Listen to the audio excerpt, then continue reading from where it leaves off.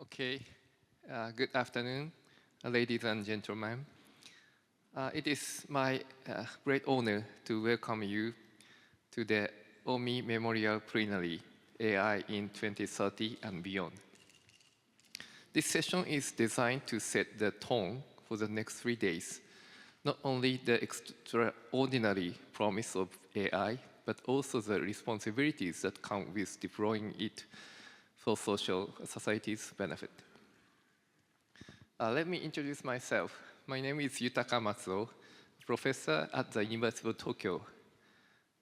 I worked in AI research for almost 3 decades. I serve as president of the Japan Deep Learning Association and also chair Japan's AI Strategy Council under the Cabinet Office. I will be your chair for this session. Let me begin with where we are. Since the emergence of powerful foundation models, AI has moved from labs into everyday workflows, generating and summarizing text, translating across languages, and increasingly creating images and video. We also see rapid steps toward the physical world, physical AI, as robots learn smoother, safer motions for everyday tasks, and as AI becomes an active partner in scientific discovery. At the same time, public debate is intensifying. Creative rights, safety, bias, and reputational risks are being tested in real time.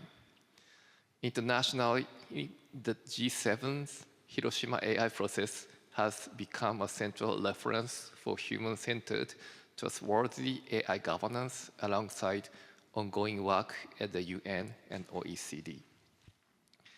With progress at this pace, precise forecasts are hard.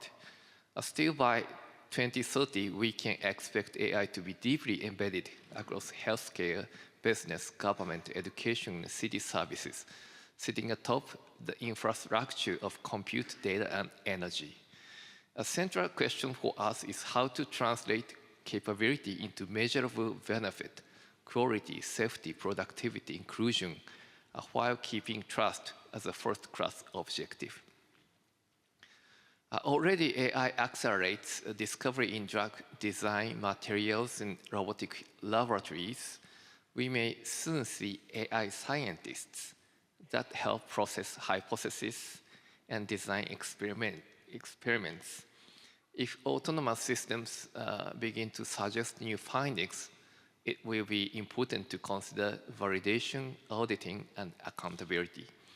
In business, AI is moving from tools to a teammate, supporting decisions, managing risk, and sometimes supporting human performance in narrow tasks. That shift raises questions about process design, governance, and cybersecurity. In public sector, AI can expand across to services, improving resilience and safeguard critical infrastructures, provided deployments consider transparency, fairness, and avenue for resources. And for society at large, AI will intersect with education, culture, and democracy. Topics such as misinformation and polarization merit careful attention alongside innovation. Behind the scenes, scale is meeting sustainability. Training and serving frontier models require large clusters and significant power, and data centers are becoming part of national infrastructure planning. A strategic question for 2030 is how to build open, efficient, and secure AI infrastructure so that nations, institutions, and cities can participate without prohibitive cost or lock-in. Efficiency per watt, interoperability, privacy preserving data use, and resiliency supply chain will likely to be key enabler of equitable progress. If the last decade suggests that the scale unlocks capability, the next may see whether coordination unlocks impact.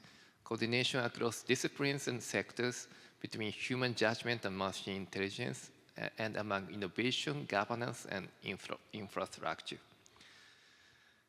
To explore this future, we are privileged to have 6 distinguished speakers, each have 8 minutes. I will signal a time, someone will signal time near the end. The first speaker is Professor Randy Gable from University of Alberta. We'll start from the history of AI and explore how our understanding of intelligence has evolved and how science, perception, and application must align as AI shapes society. Then Professor James Landy from Stanford will provide an overview of recent AI technologies and discuss how AI can truly serve humanity, emphasizing human-centered design at the user, community, and societal level, and calling for global collaboration to ensure AI enhances rather than replace human capability. Professor Alison Noble from University of Oxford will discuss how AI is transforming healthcare from discovery and clinical support to community care, and how advances toward human-AI collaboration may reshape medical practice, training, and trust by 2030. Mr. Takayuki Morita, President and CEO of NEC, will explore how AI will act as a new kind of business colleague, its implication for decision-making, governance, and risk management, and the growing importance of cybersecurity. Unfortunately, Dr. Aisha bin Bishar from UAE cannot make it today, so we cannot hear her talk. Professor Daniel Demeter from the Vanderbilt University will consider the evolving role of universities in the age of AI, collaboration, ethics, and innovation in service of society. Dr. Thomas Zakaria from AMD will discuss AI's next frontier in computing and critical infrastructure, and the partnership required to build secure, open, and sustainable system. Okay, with that, let's begin. Professor Randy Gable, the floor is yours.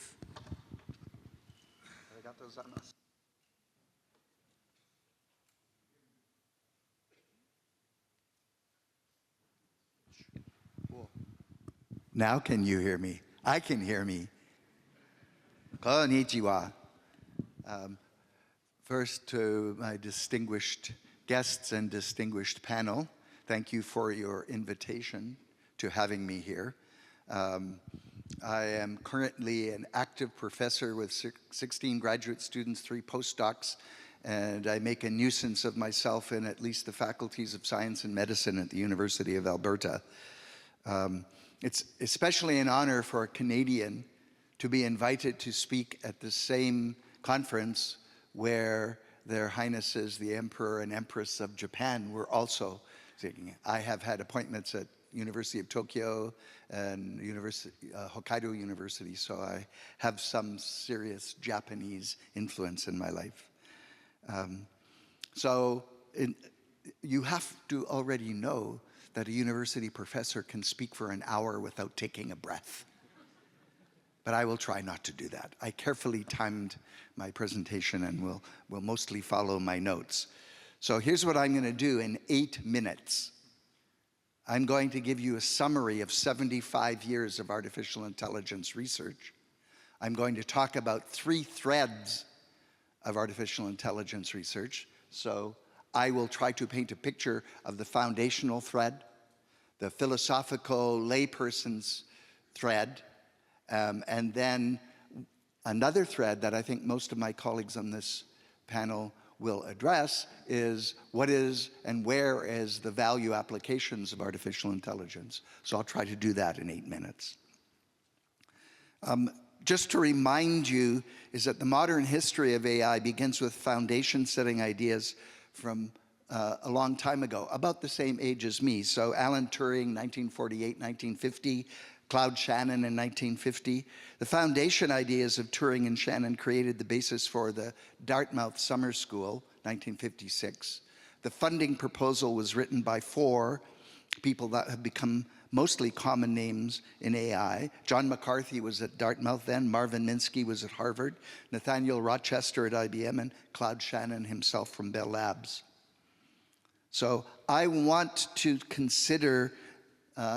help give you a framework to consider the comments of my colleagues that follow, the 5 colleagues that follow. So the first thread is about the scientific foundations and milestones related to the science of intelligence. The science of intelligence is not about building humans. We know how to do that. You'll see what I mean by that. The second is about the human perception, in fact, partly the lay perception of the science of artificial intelligence. From a scientist's point of view, it's rather unfortunate that everybody has heard about large language models, because that distorts your perspective on the science of intelligence, and I hope to convince you of that. And the latter thread is perhaps the most important one for a meeting like this that considers the relationship between science and technology and society. And you've already heard people speak today about the need to keep intimately coupled the science of intelligence with humans. And you'll hear some of that from other panel members as well. So let me say something briefly about the first thread, the foundational thread, the science of artificial intelligence. The science of artificial intelligence is about articulating the scientific challenges and addressing them. It's not about whether one can write computer programs to behave like humans. We already know computer programs can do many things better than humans. And I'm the kind of AI scientist that is interested in studying intelligence, not in studying cognitive science. It's not that the study of cognitive science about how humans are intelligent is not uninteresting. It is interesting. But I first want you to understand that you have to distinguish between the science of intelligence and the scientific challenges that are identified and addressed by AI scientists, rather than those about which have to do with your ability to do things. Let me give you some examples. The reality is we already have computer programs that can do things better than everyone in this room, every single one of you. One of my own graduate students wrote the world's best checkers program. It provably can win every game it plays, and it was the first computer program to beat a world human champion, a checkers program called Chinook. That was 20 years ago. You've all heard of AlphaGo. AlphaGo was developed by computer scientists in my department at the University of Alberta with interaction with people from DeepMind. AlphaGo was informed by my colleagues to be able to beat the world's best Go player. Another one you may not have heard of is DeepStack. You can look it up later or while you're listening to me or not listening to me. But DeepStack is a poker program written by Michael Bowling in my group. That program can beat everyone. In the last competition, it played 20 professional poker players. It beat all of them. So this distinction between the science of AI and the science of understanding how human behavior is are two things. You're already at a deficit from computer programs. So think about that. The most important part about this transition and about the foundations that I want to say before I move to the second thread is in the early days of AI and performance systems, so expert systems of the 80s, the explicit articulation of rules of behavior for the design of organic compounds in chemistry, or for the diagnosis of bacterial disease in humans, relied on capturing expertise. Rules that could be implemented as computer programs to be able to get computer programs to observe symptoms or observe configurations in the case of chemistry and organic chemistry, or symptoms in the case of diagnosing bacterial infections. But the scalability of those systems proved impossible. What was the challenge? The challenge was being able to capture sufficient expertise with sufficient speed and reduce resources, which you'll hear from people about for sure, to be able to augment the computer programs in a way that was just resource efficient. So the last thing to leave you with in this thread is I claim, and I'll just read what I wrote, to better understand this trajectory of scientific development, you can use the following idea of what I call a consequence machine, a computer program whose job is to compute consequences from context that it sees in the world. Early consequence machines, like expert systems, were causative consequence machines. That is, they could be given rules from, in this case of the organic chemist or the bacterial diagnostic doctor, they could be given rules that say, we have rules that say if this is your symptom, this is likely the cause in the disease. It's also the case that that's the truth. The consequence machines for playing games like chess and Go and checkers is you follow rules for which there's no dispute about the cause. Now, fast forward to what I call correlative consequence machines, whose outputs emerge from alleged correlations exposed by relatively shallow compilation of data into opaque black boxes, which you know a lot about as an expert on deep learning. From a human viewpoint, you can consider these correlative consequence machines as something, a computer program, or a human, who has somehow acquired encyclopedic knowledge that is very broad, but very shallow. And so one of my colleagues calls this BSI, broad, shallow intelligence. Current large language models are good examples. Okay, so the last two threads are easier because they're quicker. Now, the last thing to do before we talk about the second thread is, shouldn't we demand that computer programs are correct? So for those of you who have learned about the engineering of the current practice of the science of AI by studying large language models, a large language model is a computer program which sometimes produces incorrect results. As a computer scientist, I have no patience with incorrect results. So you can think about that as one of the goals of the first thread. Now, the second thread is very quick to deal with because it's the thread that talks about what one of my colleagues, Rod Brooks, calls a human perspective influenced by hypnotists, not hypnotists, hypnotists. And the thread here is what constitutes artificial intelligence for the layman? AI, artificial general intelligence, artificial narrow intelligence, artificial superintelligence, or what I just referred to, broad, shallow intelligence. Everyone in this room has heard this discussion about whether we're about to achieve artificial general intelligence. What you'll see in the third thread is it doesn't matter. There are already computer programs that are smarter than you and me. There always will be. The question is, are they useful? And so that's what the last thread is that I'll finish with. So the last thread is closely related to science and technology applied to society. That's the most important part. The challenge is actually a practical one, is how do you measure the value of AI methods in any particular subject matter area? It's the primary challenge of the anticipated value of all AI applications. It's sort of the key aspect of the current so-called AI bubble.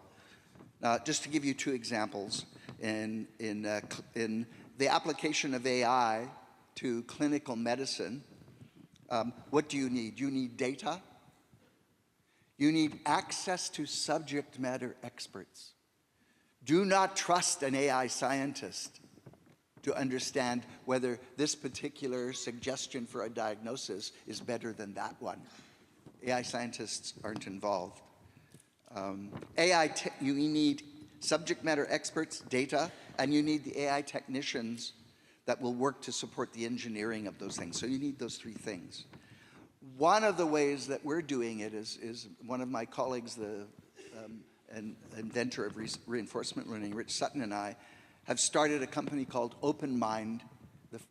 There are 3 versions of it. One, the headquarters is in Singapore, Open Mind Global.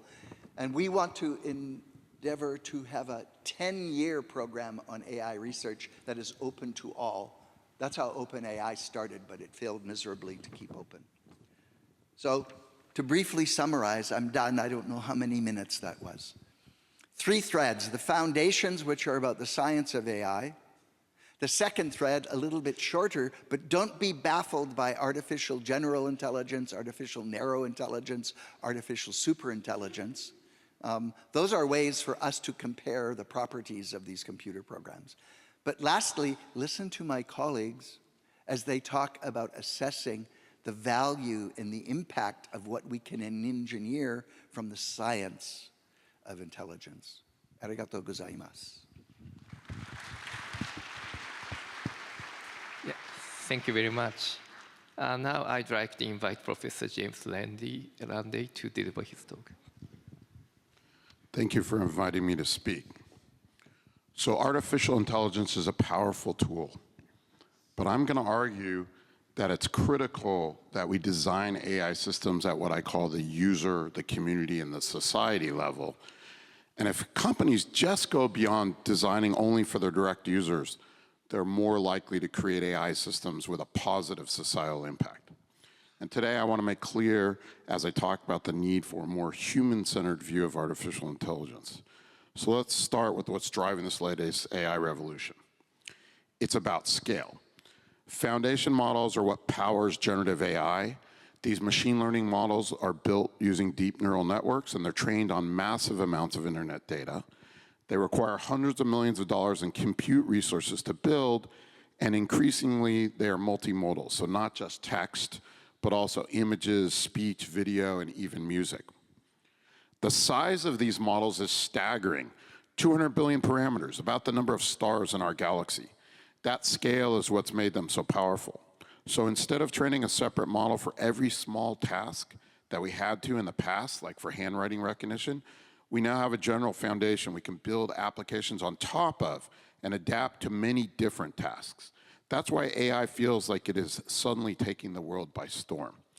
And indeed, AI is storming into our lives with both promise and peril. The promise is exciting.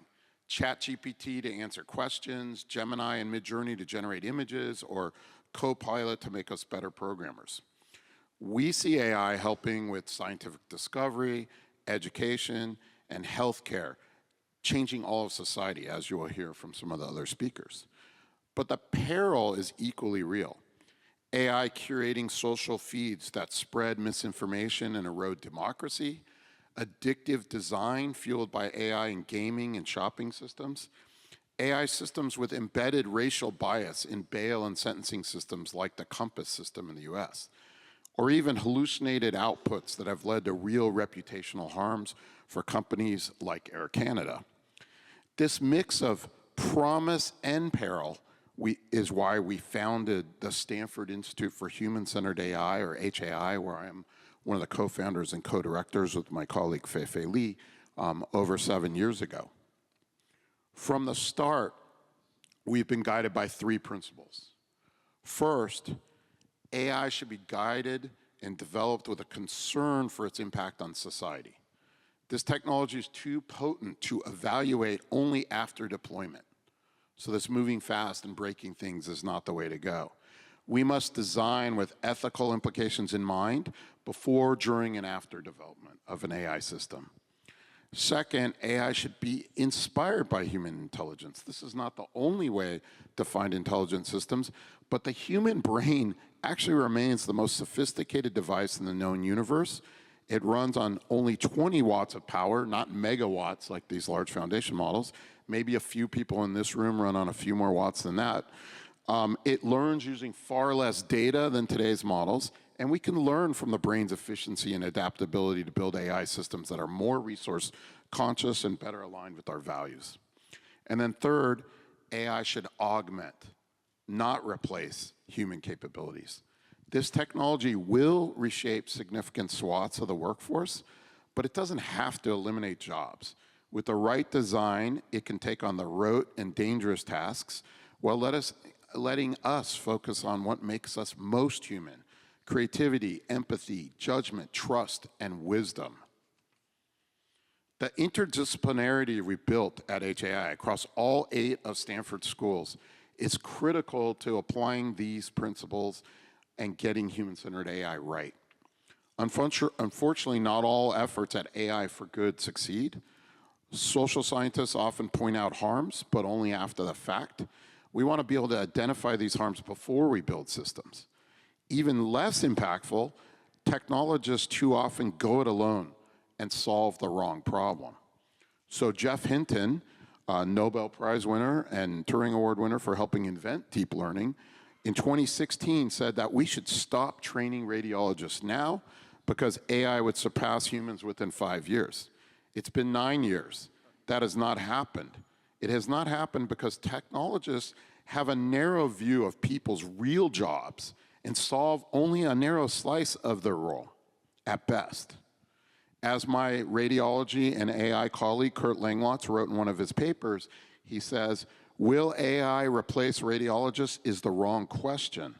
The right answer," he wrote, "is radiologists who use AI will replace radiologists who do not." And this goes far beyond radiology. It applies to lawyers, teachers, software engineers, and even professors. In many knowledge work fields, the people who know how to use AI effectively will replace those who do not. And that's why we must learn to design AI systems to augment people, not replace them. So how do we do that? Through what I call human-centered AI, and this means designing at the 3 levels I mentioned. At the user level, we design the interface, the workflow, the immediate user experience. And we do this iteratively and test rigorously with our intended users.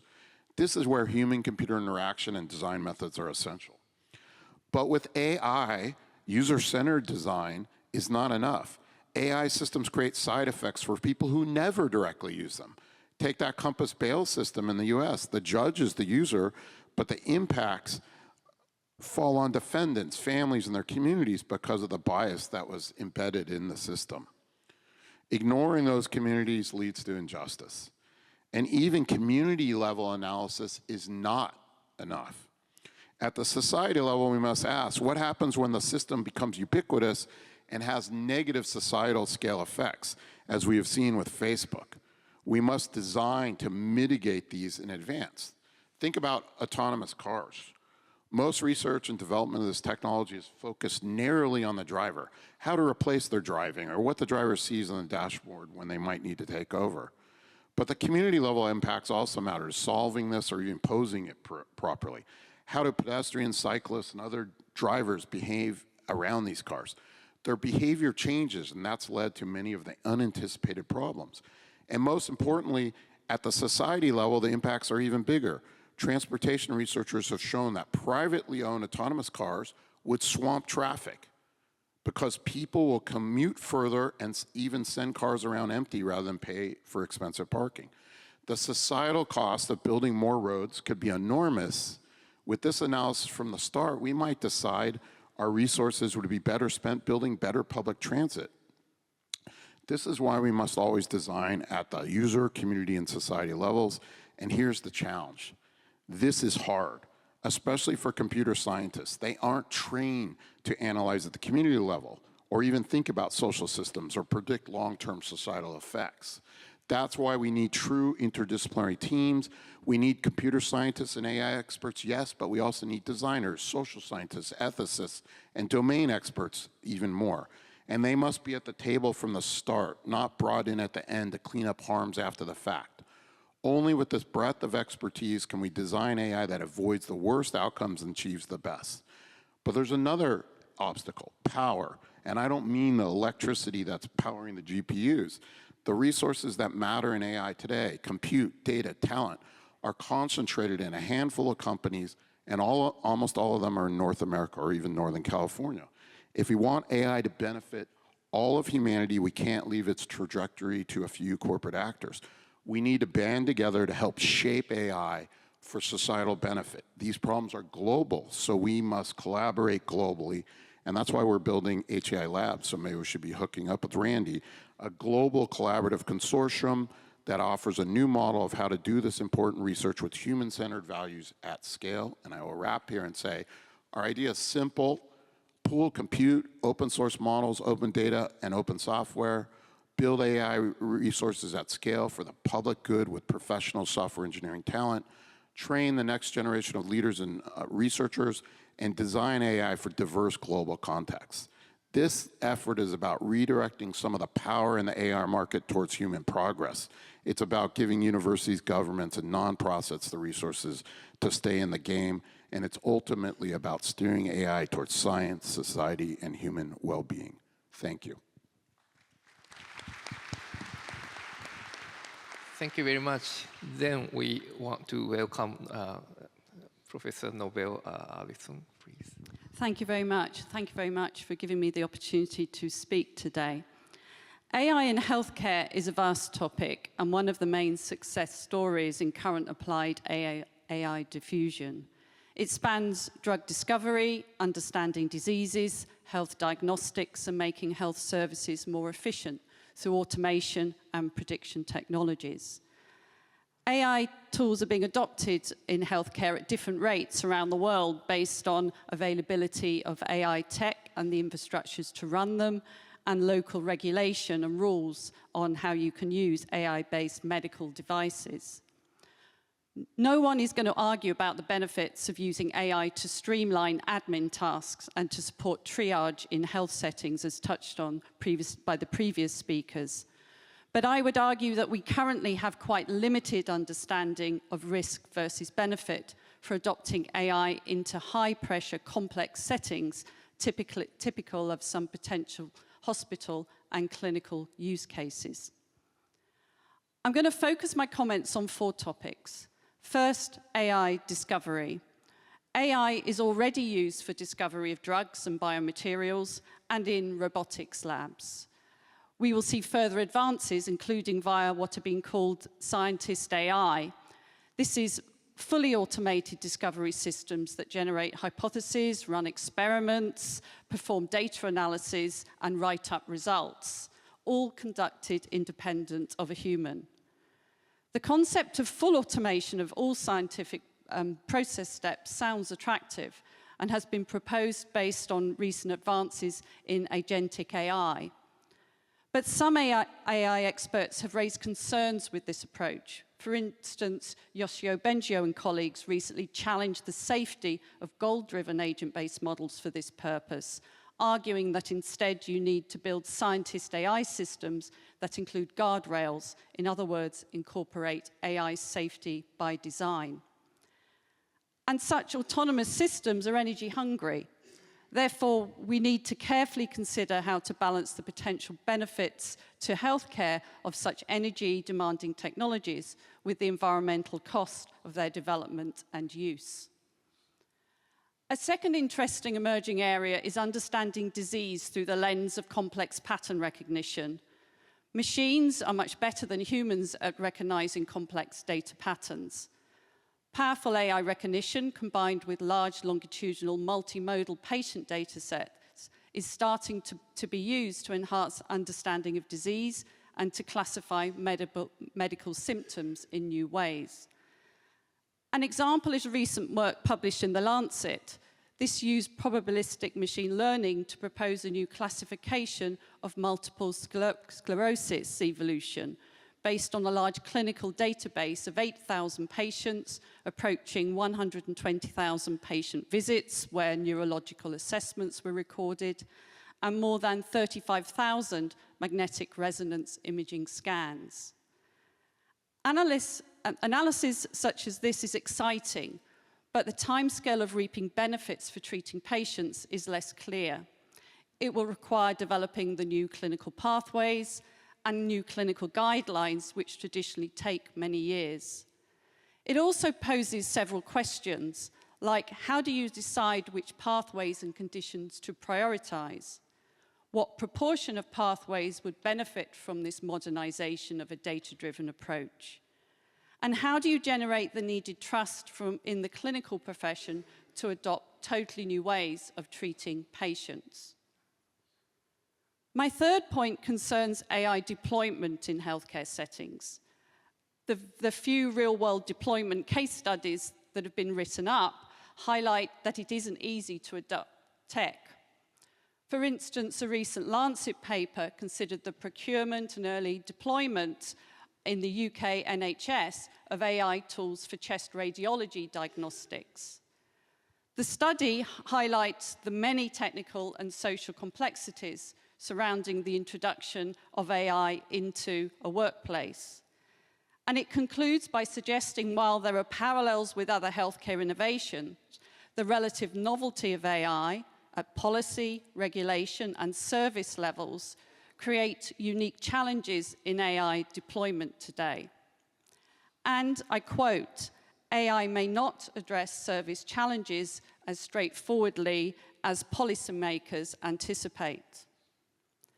My fourth and final point concerns the changing skills of healthcare professionals, as well as the changing role of a healthcare professional in clinical decision-making. And in fact, it's been touched on by the previous speakers.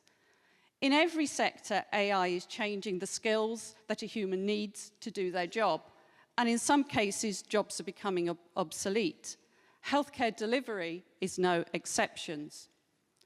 10 years ago, look at opinion pieces and front covers of clinical journals, and conversations discussed the fear of AI robotic doctors replacing human doctors. Indeed, in 2017, a prominent venture capitalist went as far as to claim that some doctors would be obsolete in 5 years from then. The conversation has now moved on, with assistive AI being used for admin tasks and to assist experts, as in the radiology diagnostics example I mentioned earlier. But does this mean that the only application of AI are to admin and to assist highly skilled human experts? There is a significant need in medicine for AI to support clinical decision-making by the non-specialist and indeed the patient. This is needed to move some healthcare delivery from hospitals to community settings. It's also a need for low and middle income country settings where there may be limited availability of highly skilled expertise. Here the requirement can be for AI assistance, but also for AI with more intelligence, to act like a peer or even an expert. This is leading to a new variant of AI called Human-AI Collaboration, or HAIC, which is most easily understood as meaning humans and AI working as a team to make a joint decision. HAIC is an interdisciplinary topic. As mentioned earlier, it's very important that you have computer scientists working with clinicians and experimental psychologists in this case to work together to understand how to build practical human-AI decision-making tools where the sum of human and AI decision-making is greater than either the human or AI alone. And it is not just about the tech. It requires understanding how human behavior changes when working with such systems, particularly human attention and cognitive load sharing. And any future use involving HAIC adoption will require careful consideration of regulation, patient safety, medical training, and updating clinical guidelines. So to conclude, healthcare AI and digital healthcare tech more generally has come a remarkable way in a relatively short time. There are significant opportunities to improve the health of individuals and healthcare services. But we also need to better understand socio-technical issues and to ensure that healthcare AI benefits all and does not further amplify existing global health disparities. Thank you. Thank you very much, Professor Nobu. Next, we would like to welcome Takayuki Morita-san. Yeah, please. Go ahead. Thank you for inviting me to be on this stage, and I'm so honored to be joining these conversations about AI. It's very important for everybody. NEC is a global information communication technology company born in Japan in 1899. Since its establishment for 126 years, we have placed technology at the service of society, from the first telephones produced in Japan to today's sovereign cloud networks and the quantum class supercomputers. NEC is also one of the few Japanese companies who developed LMN from the scratch. Our corporate credo is a very simple: create value that safeguards human dignity while expanding human potential through technology innovations. Technological singularity, what we are talking about, or when technology advances faster than human capability, is no longer just theoretical. It's becoming a reality. In March 2025, OpenAI's reasoning model, O3 Mini, achieved 96 points on the University of Tokyo entrance exam in mathematics, far above the minimum passing score. 5 months later, an autonomous agent developed NEC recorded a 80.4% task completion score on the Web Arena benchmark, surpassing the best human result for the first time in the world. These milestones foreshadow a decade in which specialized AI systems will be a very, very common part of our business, government, and our daily lives. NEC is also one of the heaviest users of AI in all aspects of businesses. But we should think of today's AI as something like a wild horse, very powerful, but not to be completely trusted to do its work. Just this summer, as Professor Mobile touched on it briefly, Turing Award recipient Professor Yoshua Bengio warned that today's agentic AI systems are displaying dangerous traits, including deception, hacking, and even self-preservation. Our task, therefore, is not just accelerate AI capability, but we must guarantee AI control. Roughly 7,000 years ago, the invention of the harness transformed wild horse from a liability into a lever of civilization. We must now create the AI digital equivalent. This digital AI harness would provide technical controls and governance so that we can maximize AI's benefit while containing its potential risks.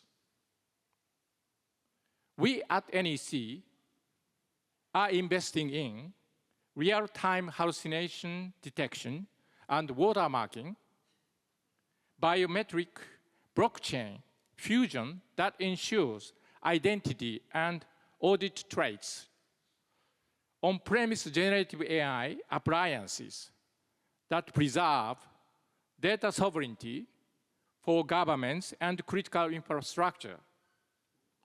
These digital harnesses would transform black box AI risk into transparent, verifiable AI trust.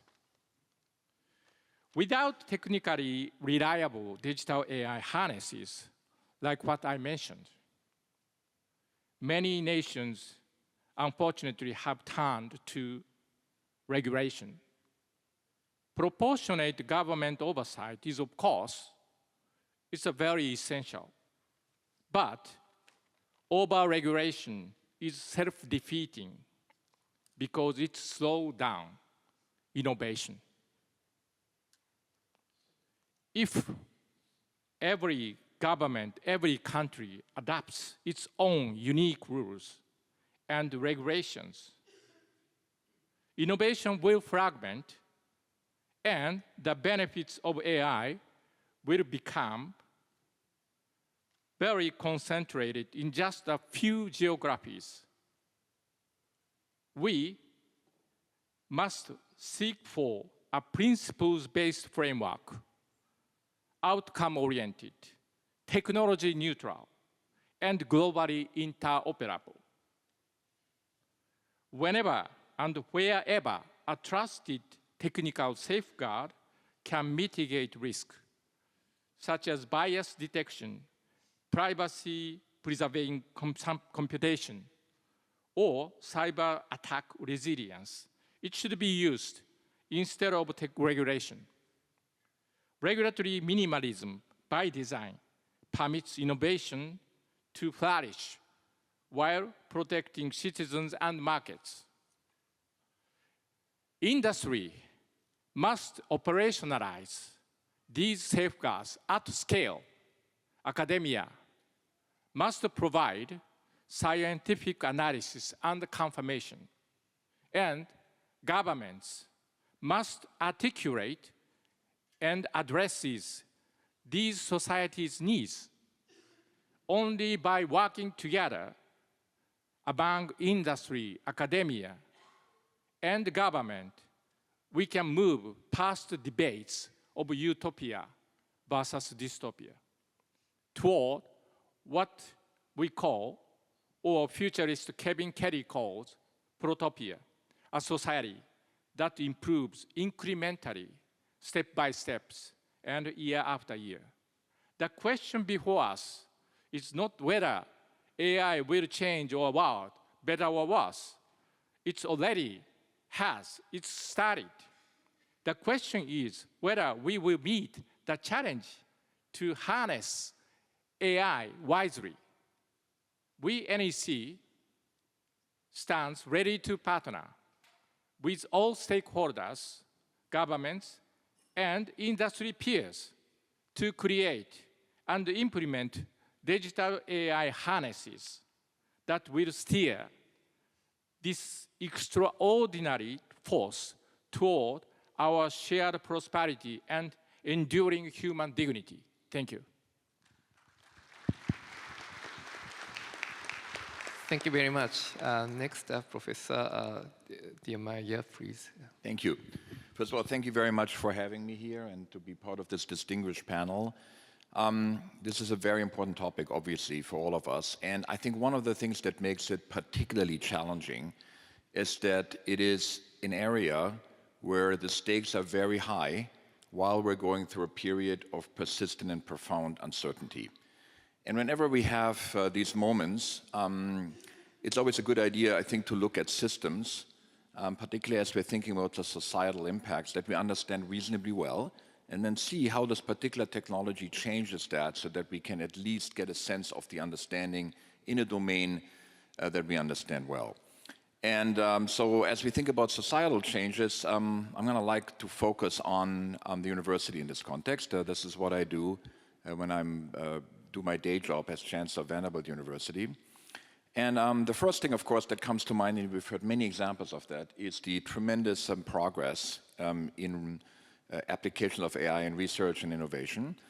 We've heard examples from the biomedical side, from medical practice, and of course, these are tremendous accomplishments. I'll just mention one in passing.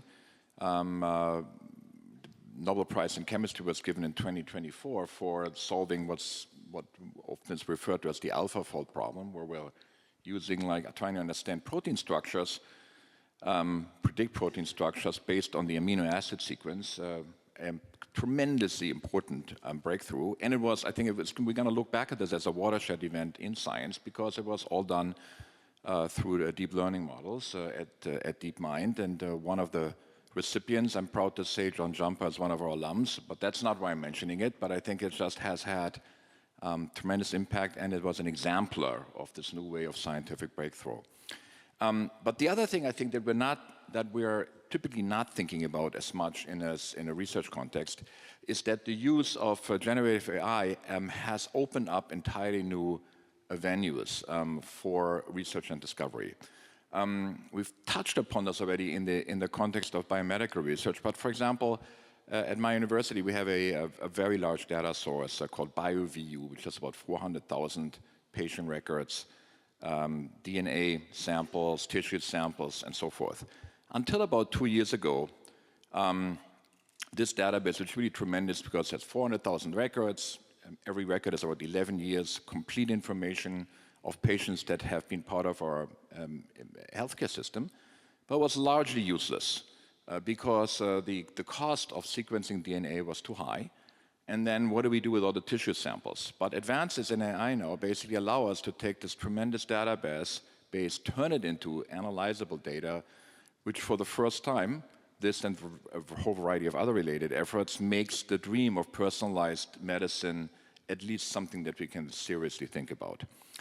And of course, we're thinking about the sciences as the main applications, but there are applications now in areas that we, I think, never imagined at first as being revolutionized by AI, such as the humanities or some of the qualitative social sciences. We have research teams of anthropologists or archaeologists, Andean archaeologists, working together with pathologists using techniques from medical imaging science to identify evidence of human habitation in the Amazon. So you're looking for ruins basically at a systematic level using satellite imagery, and they were able to identify 40,000 particular potential sites. That allows you to do quantitative methods when you're thinking about archaeology. Completely different idea, opens entirely new fields, and the same we see in fields like history, art history, and so forth. So that gives you a sense, I think, of the promise there. It's not only about replacing, but it's about opening entire new venues for research that just were, I think, unimaginable even recently. I think that the downside of that is, or the flip side, if you will, and we've talked about that as well, is that right now the locus of a lot of this, the innovation, or at least the practical impact, is really located outside of universities, in private companies. That's, of course, because of the tremendous need for computing power and the tremendous need for data. Whether that will persist, we don't know, but it's a rare case in the progress of science where for-profit entities really are driving. It's not the only case. We've heard, in the history of artificial intelligence, names like Shannon and others like IBM, Bell Labs, but these tend to be transitory, and then the universities are at the forefront of scientific research. Sometimes we see the role of national labs, but it's rare to see for-profit companies really driving that. And the amount of investment, of course, is breathtaking, and I think Thomas will talk about this even more. The second dimension, I think, that allows us to understand in university context very well is the whole question of education, future of work, human capital formation. And I love the quote about the radiologists. We're not going to replace radiologists. We're going to replace those radiologists that are not using AI by those that do. And that's exactly what we're seeing among our students. Our students are heavy users of that. They're not afraid of that. They're using it. They're the kind of quintessential first adopters of the techniques. So the students are super enthusiastic. We created a whole new college of connected computing to make these tools accessible to all students, not just computer science students. The students are enthusiastic. They're all over this. The parents are super worried because they're worried whether their students and their graduates will get the entry-level consulting and investment banking jobs that are often so coveted. But the students have totally accepted that. We have students now that have formed a basically AI-based movie studio, and we have been able, through their work, to replace our onboarding videos.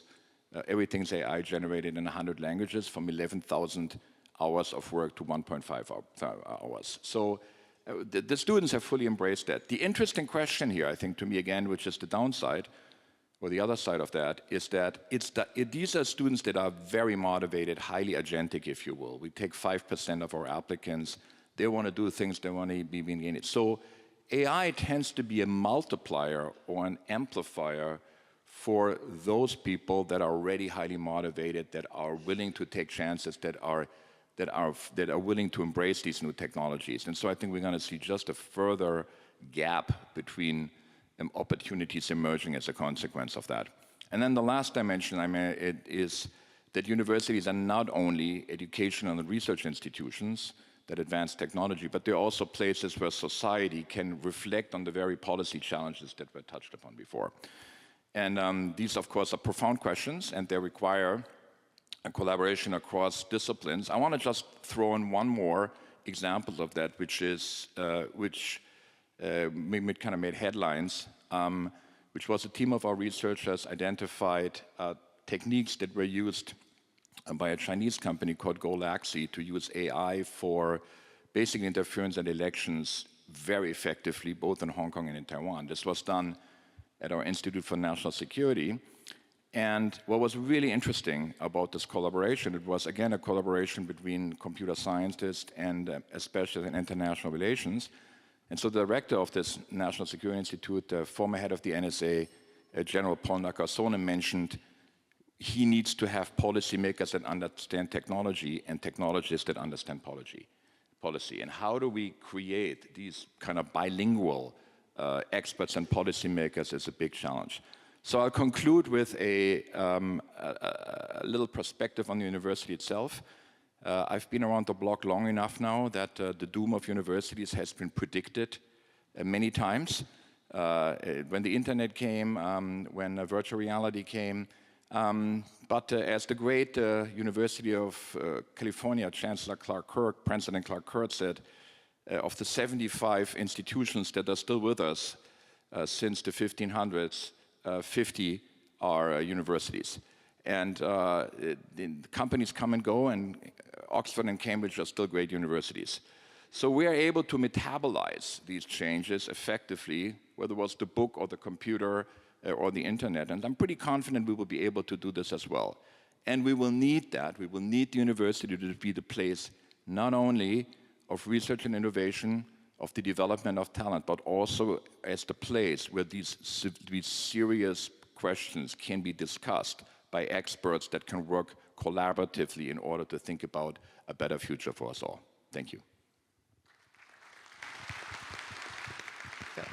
Thank you very much. Lastly, I would invite Dr. Zakaria to deliver his talk. Thank you.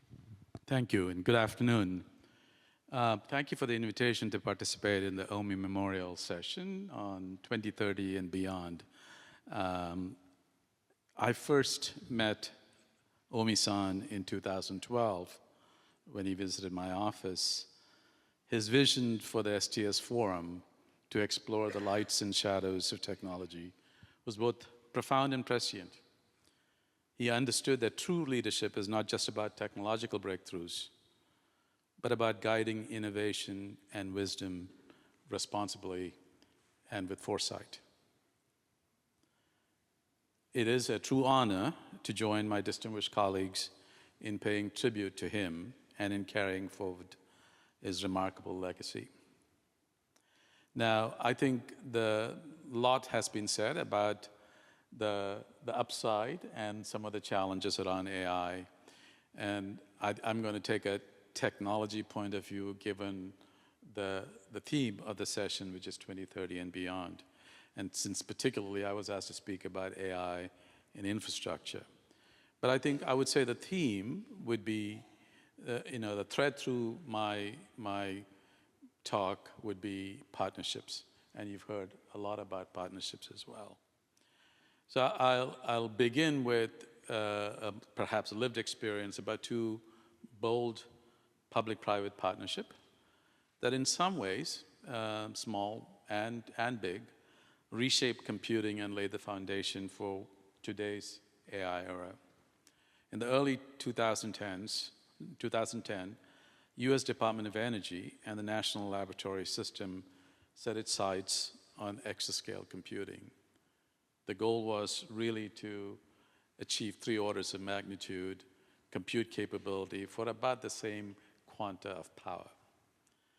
a 1,000-fold leap beyond petascale. The conventional CPUs couldn't get there. Denied scaling had run its course.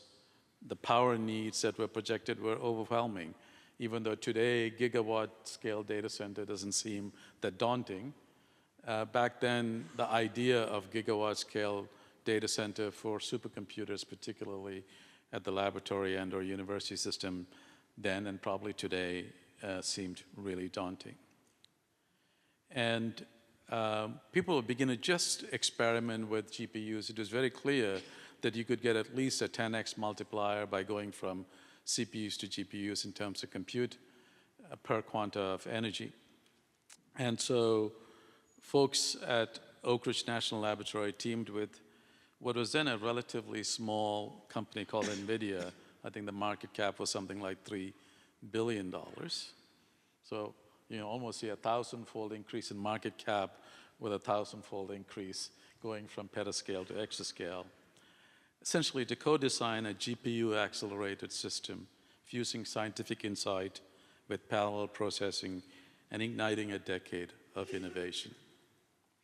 A decade later, once again, DOE and ORNL partnered with now AMD to deliver Frontier, the world's first exascale supercomputer, achieving that goal not with a gigawatt, but with tens of megawatts, proving that radical performance improvements can be made possible with innovation facilitated by, again, broad-based innovation and support from public and with partnership with the private sector. These two partnerships and the broad-based collaboration with the scientific and technical community changed in many ways the computing landscape as we see it now, enabling two merchant-scale GPU ecosystems that power the AI infrastructure boom we are living through today. Now, one can imagine a similar inflection point, imagine the next 1,000-fold improvement in performance from exascale to zettascale. Now, while it is not easy, I think it is going to happen, particularly for low-precision data types that are used for AI models. That if that shift were to occur, and I believe one could see that kind of shift, a 1,000-fold improvement in a quanta, similar quanta of energy, not necessarily all of it will come from hardware. It'll be a combination of system-level integration, hardware, software, algorithms, etc. But that would make frontier AI available anywhere, from zettascale data centers to the edge of the grid, transforming the infrastructure. Now, infrastructure is a quiet foundation of modern civilization. The grids that power our homes, the roadways, the rails, and ports that move our goods, the water systems, pipelines, the digital networks that connect us. And yet, these systems are under unprecedented strain from aging assets, extreme weather, cyber threats, and growing demand. So what if AI became the nervous system of that infrastructure? What if every bridge, pipeline, and power plant was paired with a living digital twin, continuously analyzing, predicting, and optimizing in real time? What if the edge sensors embedded in critical assets could run frontier AI models on a few watts, not megawatts, processing data locally, spotting anomalies instantly, and coordinating autonomously without depending on distant data centers or fragile networks? 1,000-fold performance per watt breakthrough makes that vision possible. So today, intelligence is concentrated in hyperscale data centers. Tomorrow, it'll be everywhere, woven into what we believe are 3 layers. Sort of the core infrastructure, the centralized intelligence, where you will have zettascale systems training frontier models. There'll be other algorithmic advances and driving discovery. So that the swarm intelligence, distributed networks of drones, robots, and edge nodes collaborating in real time, and autonomous intelligence, embedded systems acting locally, efficiently, intelligently. A 1,000-fold breakthrough makes this ecosystem possible. Intelligence moves from a handful of clouds to every bridge, port, hospital, power plant, pipeline, etc. So AI can model entire cities, grids, and networks continuously, optimizing millions of possibilities, autonomous machines that will build with precision and speed. Digital twins predict failures before they happen. AI-optimized grids integrate new energy sources seamlessly. Autonomous inspectors, robots maintain infrastructure daily, not once in a decade. Real-time weather models guide adaptive responses to floods, storms, and fires. Edge AI secures assets like an intelligent immune system, even offline. This is infrastructure that just doesn't function, but also thinks, adapts, and protects. Infrastructure, in my view, is leverage, both in terms of economic, strategic, and geopolitical. Nations that lead in pervasive intelligence will build faster and smarter, operate cleaner and more resiliently, detect and respond to threats in real time, and secure infrastructure, not just maintain it.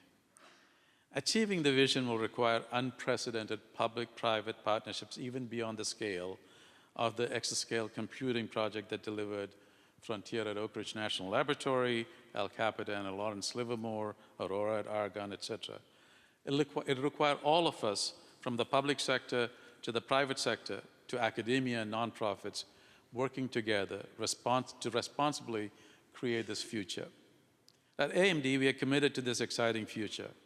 Our open ecosystems combines open standards, open software, and broad partnerships to give customers choice, interoperability, and control.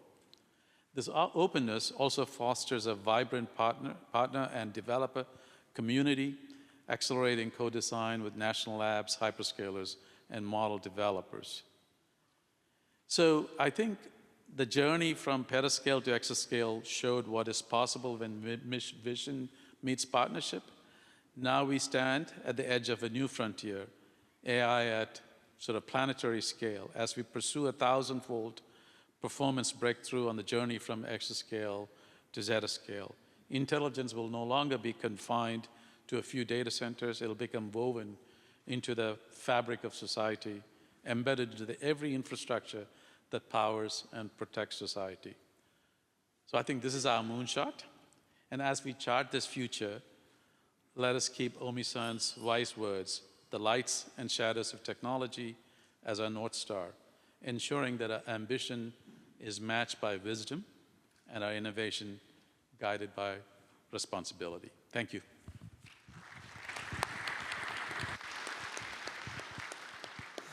Thank you very much. Thank you all for such thoughtful and insightful talks.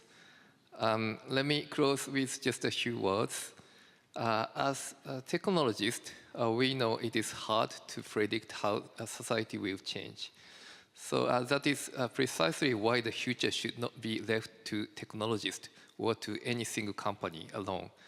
We need a broad, cross-disciplinary conversation across society, as Professor Diermeyer noted about the university role in fostering a free debate and ethical judgment. And as Professor James Landay emphasized, through human-centered interdisciplinary work and openness. And as Professor Randy Gable reminds us, by aligning science, public understanding, and application. The importance and convenience of AI are obvious. The real task is to weave it responsively into the fabric of society. In Japan, in particular, and as an aging society, making good use of AI is essential. At the same time, we must consider its social impact and be the ones to envision and then build the future we want. In healthcare, as Professor Nobu stressed on trust and deployment, in business and governance, as Mr. Takayuki Morita highlighted, human dignity, privacy, and safeguards at scale. And in infrastructure, Dr. Zakaria reminds us the imperative now is to scale responsibly across computing and critical systems. In the end, that is a role of the SDS Forum to align science, policy, and society in shaping AI for the public good. I hope this session has been useful to you, and I wish you fruitful discussions over the next 3 days. So thank you very much, and please join me in a big round of applause for our wonderful speakers. Thank you very much. Dear participants, please enjoy the coffee break. Next concurrent session will start at 15:10. Please find each conference room during the coffee break. Thank you.